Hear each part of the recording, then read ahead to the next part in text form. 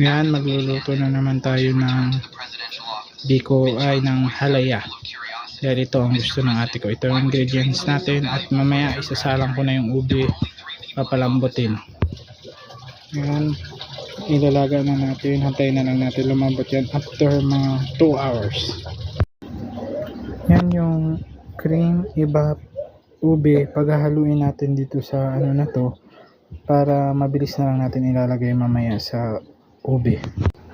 Yan na yung condensed cream at saka iba, pahaluin lang natin yan, ang hahaluin para mag-mix sila. Yan na yung itsura nya pag after nating mahalo. Mamaya ilalagay na natin to sa ube.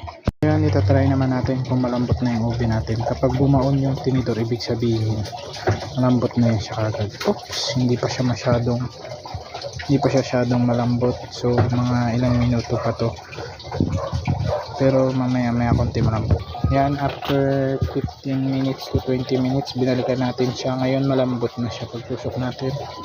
Oh, see, mabaon na siya kagad. Yan, indicate na malambot na siya. Yan, ito na yung ube natin after natin mamash o magadgad. Mas gusto ko kasi ganito para may buo-buo siya, para mas masarap.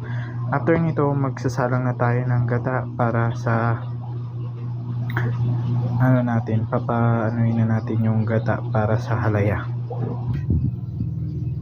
Kaya nagsalang na tayo ng gata. Palaputin na natin ito, tuluin ng onte at ilalagay na natin dito yung ube natin. Ayan, pansin nyo, kumukulo na siya. So lalagay na natin dito yung ube natin na minash kanina.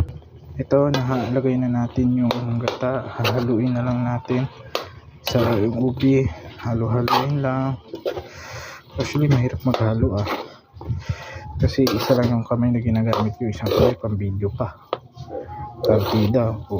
Ayan, haluin na natin yung gata hanggang sa mapot siya. Ayan, o diba, haluin lang natin, haluin. Low fire lang ito, kahit uling low fire to. Sige, off ka muna tayo at mahirap maghalo. Yan, ito yung ube mix natin na may contents and cream. Ihalo na natin dito para umagat yung lasa. Ayan, patuloy lang natin siyang ilagay. Wait lang muna, ilalagay ko muna, off cam muna. Yan yung tsura niya pag nalagay na lahat at nahalo. So ngayon off cam na ako at hahaluin ko na siya ng hahaluin. Yan, after ng 1 hour na haluan, ito na siya, mas spongy na siya, luto na siya. Oh, see, malapot na siya, ibig sabihin luto na siya.